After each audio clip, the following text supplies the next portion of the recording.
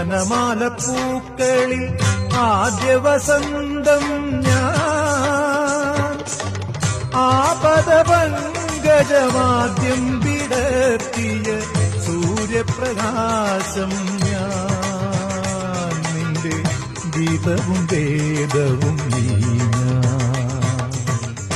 ചന്ദന ചർച്ചിത നീലകളേവരം എന്റെ മനോഹരമേഘം, കായാമ്പൂവിലും എന്റെ മനസ്സിലും കതിർമഴ പെയ്യുന്ന മേഘം, ഇത് ഗുരുവായൂരിലെ മേഘം.